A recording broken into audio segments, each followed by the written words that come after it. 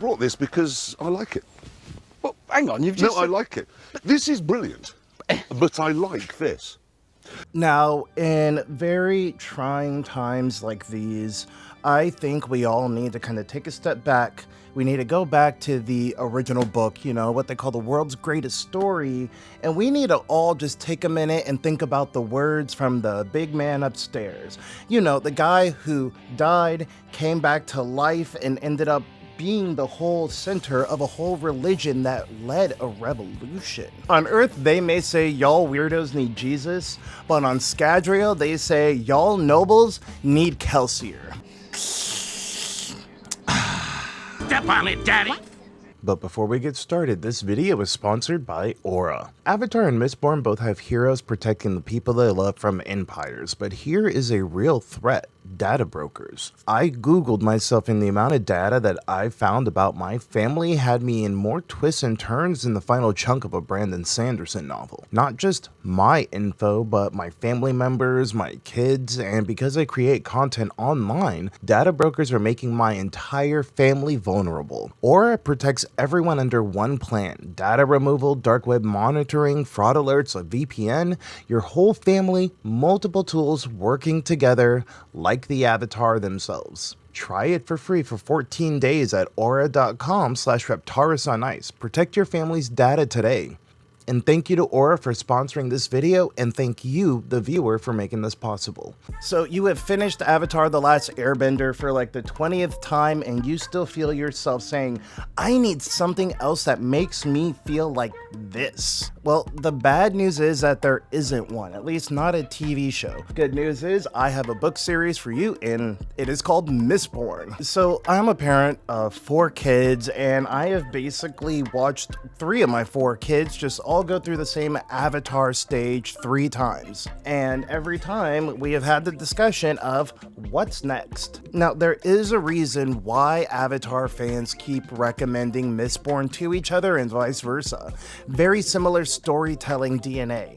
It's magic with pretty hard-coded rules, you have scrappy teams that are bringing down empires, and you have found families that matter to the plot. Mistborn takes what Avatar taught you to love, and it goes like darker and bigger and longer, and oh my god, it just gets so epic. So why does Mistborn work for Avatar fans specifically?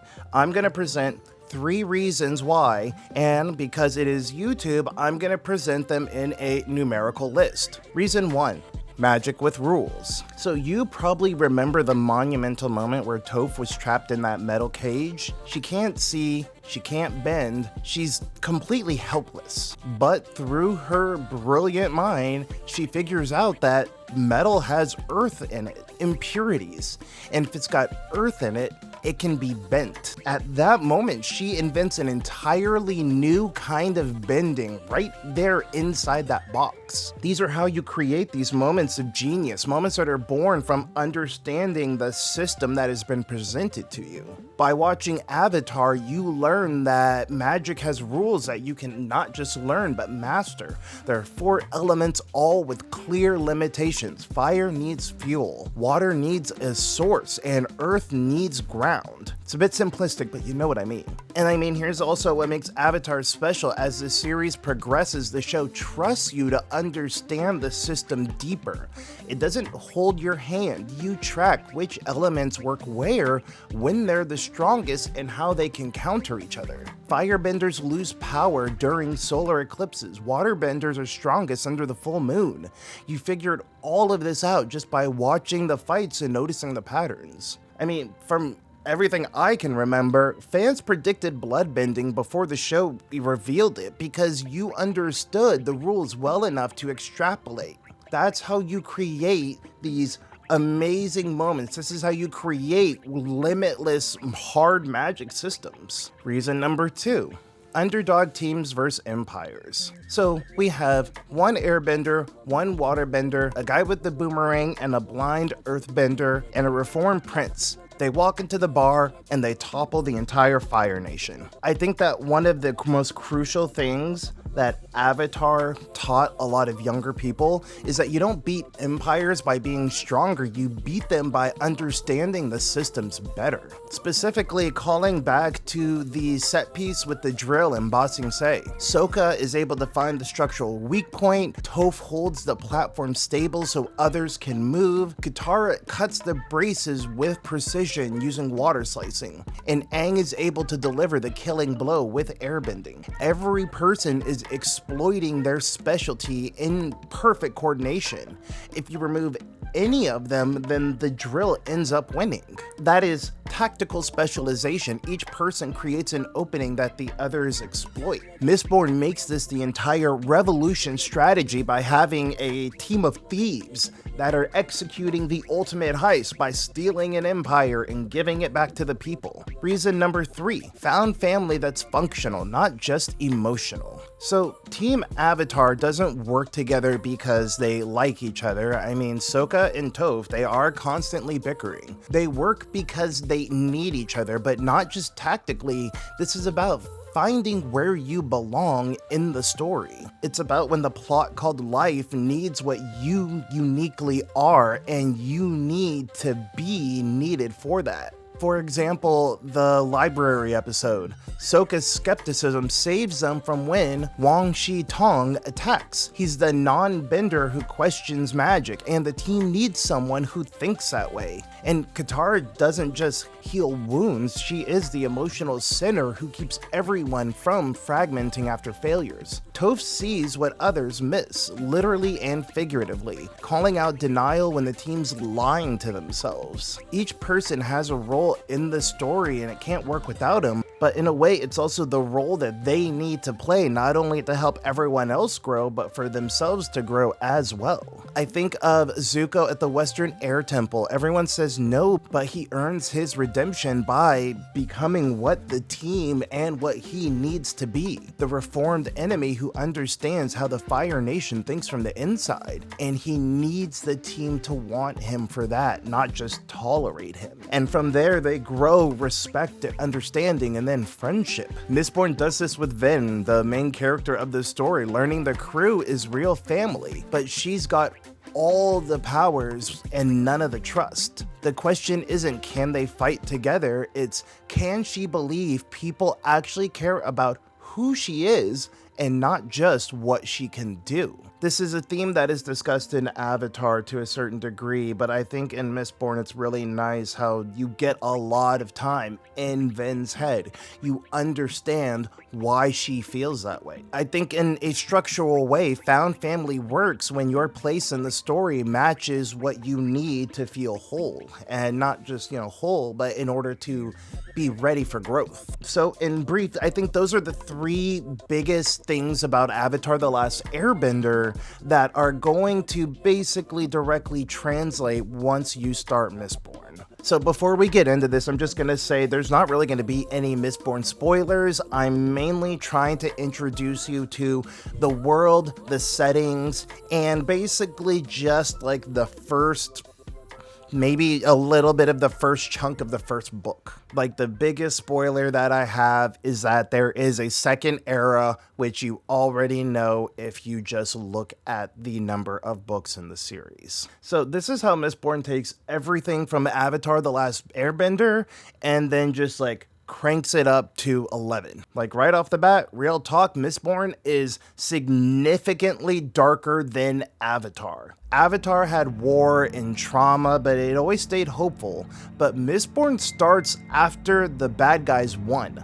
1,000 years ago, the Lord Ruler, the main antagonist, already conquered everything. The slaves don't remember freedom. Ash falls from the sky every day.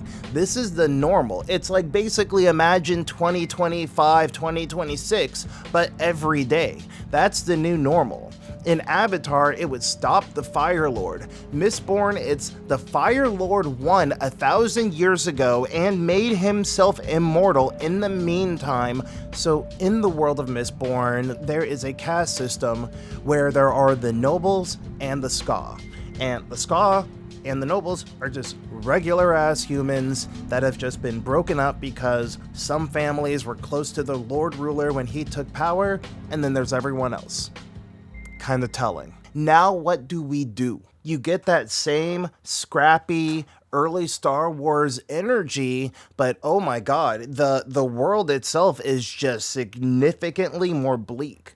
I will say, despite Brandon Sanderson not doing a whole lot of graphic violence in his text, like there's some, but it's not like a splatterpunk book or even a George R.R. Martin in certain parts. But the way that he describes things, if you actually sit and think about it, oh my god, people get brutal. I will go into that here in a minute. So here is how the magic system in this world works. And because this is YouTube, I am going to present this in a numbered list. Number 1.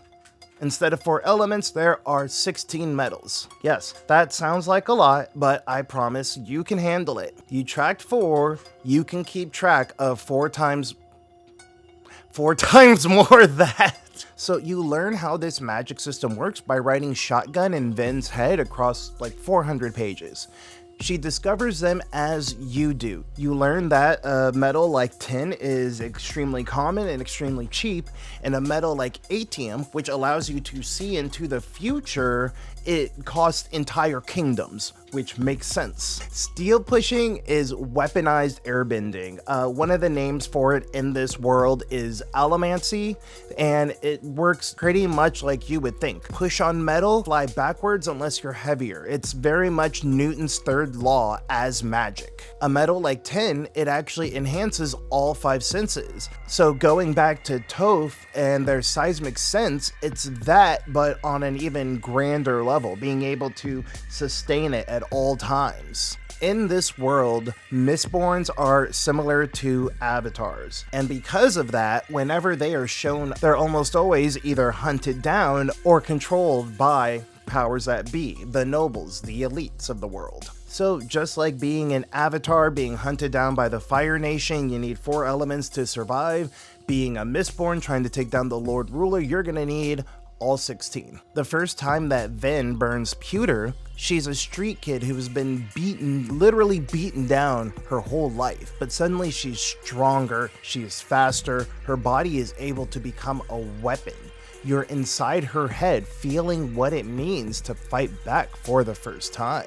It's the same genius discovery as Toph's metal bending. It's just obviously, like many anime powers, you need trauma to have it manifest. Later in the book, she's barely getting settled into her Mistborn training when she ends up following Kelsier while he goes out of curiosity. And she ends up joining him on a raid of a noble house. And like I said, this is Kelsier's revolution. Kill nobles, kill their guards, kill anyone who props up the Lord Ruler's regime. Make them afraid. Like, this man hates cops. Or nobles, excuse me. Look, I hate cops. Like I said, this man coined the term, all nobles are bastards. Or maybe more YouTube friendly, all nobles are poop. Because you know what? When Kelsier is ready to take out some nobles, what does he do? He takes a nap. Thank you. But here's also, I think, a good highlight of the almost kind of subtle brutality. Ven's first real fight with Kelsier, there's 4 guards in a hallway. She burns pewter for strength. She's burning steel to push coins like bullets. One guard gets coins shoved through his skull, through and back, Magneto style, like with Shaw in X-Men First Class and Magneto with the coin, except it's like 3 or 4 coins going through and then coming back all at once. You're juggling all of this with her, learning when to flare, when to conserve, and when violence is the answer.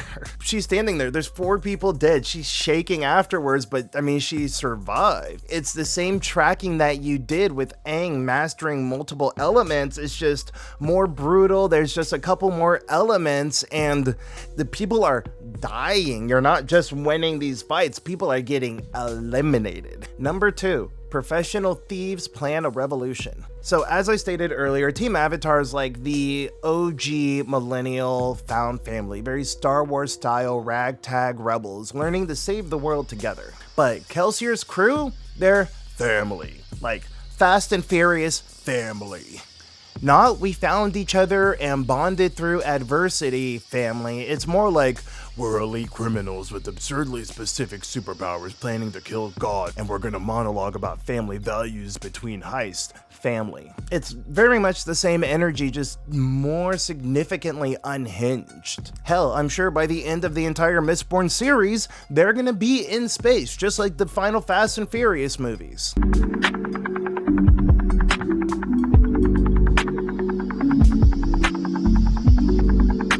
So here's a really quick overview of the Mistborn crew. We have Kelsier, he is the full Mistborn, the one teaching Vin, the Peter Parker to her Miles Morales. He's a charismatic revolutionary who sells hope to people who forgot what it means. I don't see you stepping up. I don't step up to being leader, Troy.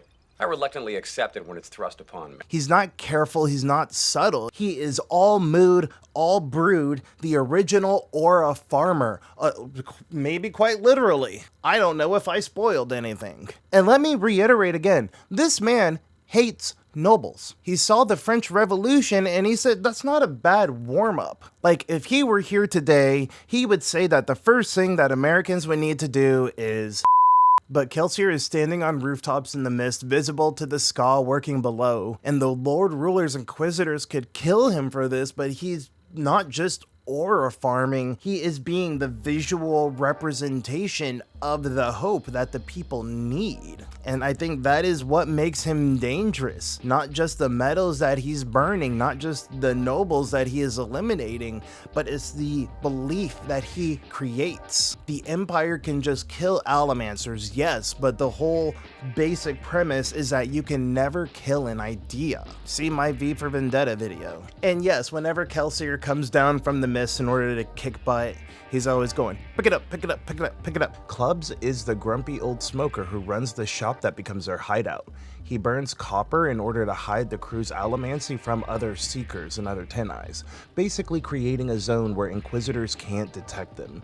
He's the crew's cranky uncle who complains about everything but always has their back. No speeches, no philosophy, just straight up does the work. Dirty hands, clean revolution. If Kelsier's the face of the revolution, Clubs is the guy making sure they don't get caught before it starts. Next up, we have Doxson.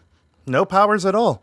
Just a guy who turns Kelsier's let's overthrow God into actual tangible logistics.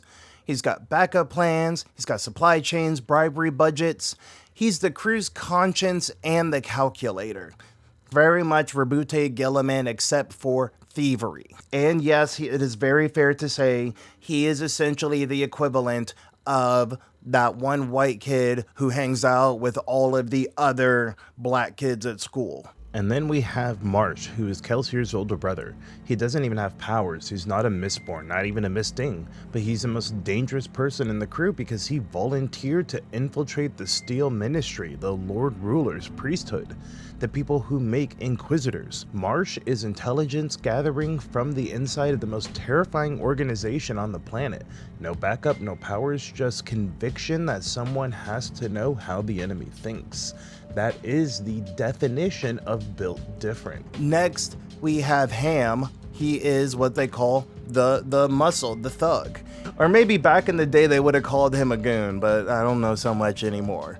But he burns pewter, which allows him to have superhuman strength and extra durability. But at the same time, he's the philosophical warrior who will debate the ethics of killing nobles while punching through a brick wall, essentially. Next, we have Breeze. He uses brass to either dampen or intensify emotions. He manipulates what people feel, and he makes guards feel too calm to notice that you're robbing them blind. Imagine Qatar's empathy as a weapon. He pretends that he doesn't care, but secretly he cares the most. Next we have Spook. He is a 10-eye. He burns 10, which, like I said, allows you to have more superhuman senses. He is the equivalent to the crew's scout, and in my head, I imagine him like the scout from TF2.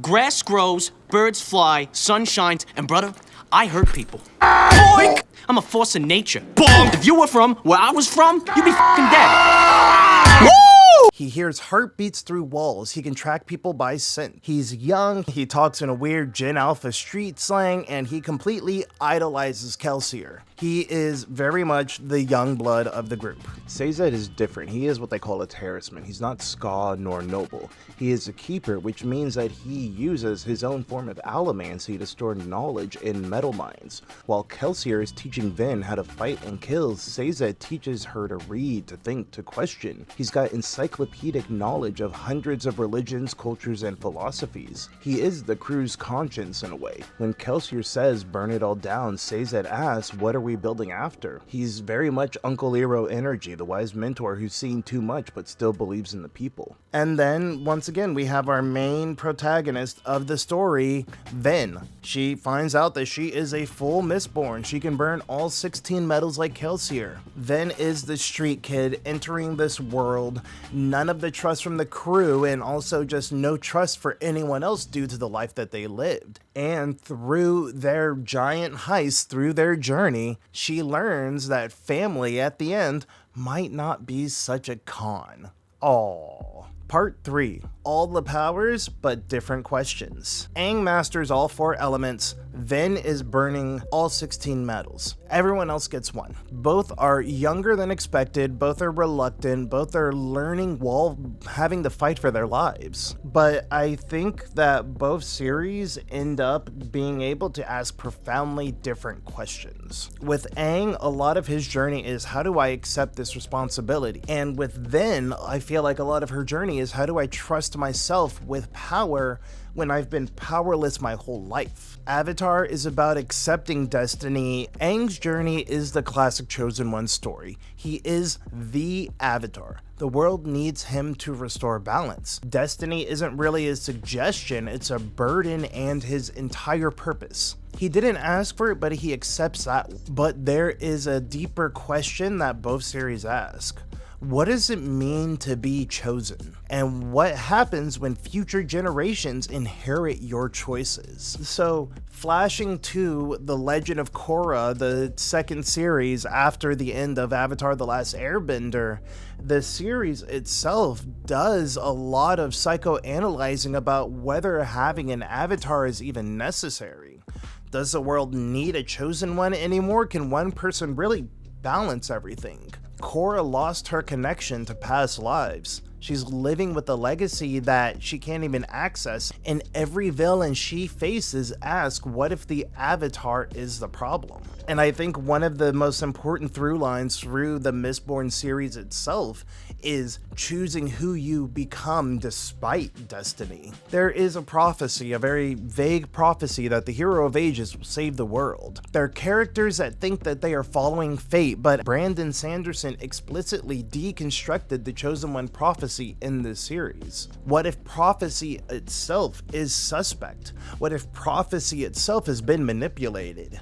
Very Dune-coded. And Kelsier, he's the opposite of a Chosen One. He's just a thief with a grudge. No prophecy picked him. But as character analyses would like to say, he's not a god, but he paints himself as one in order to give the Ska hope. He creates myths intentionally. He becomes the survivor. I'm still standing. Yeah, yeah, yeah. Hope becomes his weapon against the Empire. You don't have to be chosen by destiny to change everything. You just have to make people believe that the change is possible. So with Mistborn Era 2, a lot of the characters from Era 1 are now quite literally myths and religious figureheads, as in like religious deific figureheads. This takes place 300 years after the thieves themselves essentially became gods. People called survivorists worship Kelsier. Entire religions formed around people who were just trying to survive. People debate, were they heroes or just lucky, and did the prophecy even matter? Your hero's choices echo across time. What they believe about destiny gets reinterpreted, and their actions become myths that future generations question. The weight that your characters carried, it doesn't disappear when it's gone, it's just transformed. And I think that is some of the world building that I love the most, is seeing how everything evolved hundreds or, decades later after this epic story we encountered has already concluded. Because unfortunately, the world does move on. So what does that look like? Like, Era 2 characters grow up on stories of Kelsier and Vin the same way kids in our world grow up on stories of, like, George Washington. Except imagine if George Washington can fly and manipulate metal, and people argue about whether or not he was actually a good person or just effective. Okay, hold on, that's not the best example, but you know what I mean.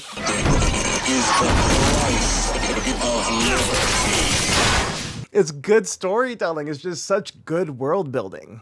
That world building, okay, let's talk about world building for a little bit. All right, unexpected part 4, world building that creates consequences. And here is personally where I find the most satisfaction in both series. So between Avatar and Korra, you see how magic shapes the evolution of the world. We go from water buildings having things like canals and earth bending, building Earth Kingdom walls, to 70 years later, you have lightning bending that powers Republic City, metal building that runs the police force.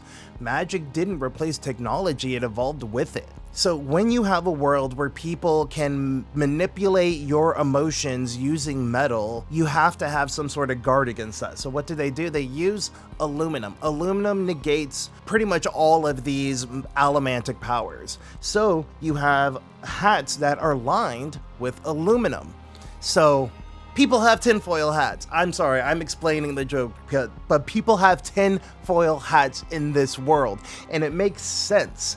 It's not conspiratorial, it's logic, and that is awesome. That is hilarious. If a seeker can track your metals, you hide behind aluminum walls, or you just don't wear metal. Magic has consequences, or practical, daily, society-shaping consequences. In Mistborn, Era 1 is Allomancy in a medieval empire. Era 2, 300 years later, you have the same magic system, but now you have guns and railroads. Yes, baby. You have coin shots that push bullets mid-flight. I love it so much. The magic that you learned in book 1 powers an industrial revolution. As you can tell, I'm a sucker for Magipunk. But this is why Cosmere fans obsess over Sanderson's world building, and every detail serves the system. The Mist aren't just spooky, they're cover for Mistborn operations and timing for when Allomancy will work. It's visibility mechanics for fights. Like throughout the series, Kelsier and the crew don't just have powers, they weaponize the Empire's own world building against it. When Vin learns Allomancy, she's not just gaining powers, she's learning how the physics and science of the world work. The heist isn't just steal the thing, it's understand the world so you can break it. And that's what happens when a good world building and story work together. And this depth in just a singular world, that's how the entire Cosmere, the entire fictional universe of Brandon Sanderson works. If you end up exploring further, you end up finding details that connect across different planets and different stories. Like Avatar built one world, Mistborn builds one world so well it can support 10 more. All right. And to wrap up, before you start reading Mistborn, let me just tease you with one last thing, because there is always one more secret. And that's just not a tagline, that's just how the Cosmere works. So Mistborn is just the beginning. I think is probably the best entry point into the Cosmere itself. Like I said, the Cosmere Sanderson's interconnected universe where everything ties together. For lack of a better phrase, it is his personal MCU. You're reading Mistborn and then there's a throwaway line about a world from the Far East with weird cultural practices about color, and you move on. And then several books later, you read about a certain planet that has magic based on color and life. You finish it at 2 a.m. and suddenly that line from Mistborn clicks and you're suddenly texting your friend like, holy shit, did you catch that? It's the ability to have your attention to detail from like 5 years ago pay off, and that is the feeling, and it just keeps happening. And that's honestly why I love the Cosmere so much. Stormlight Archives was actually the thing that got me back into reading, and that's why I'm making this video, because everyone needs to get back into reading, now more than ever. People need to be reading thick, chunky books. Look, I can't really just like blather on about this without going into spoilers. So I'm just gonna say, read Mistborn. If you loved Avatar, read Mistborn. Good magic system, scrappy teams, found families that you're already familiar with.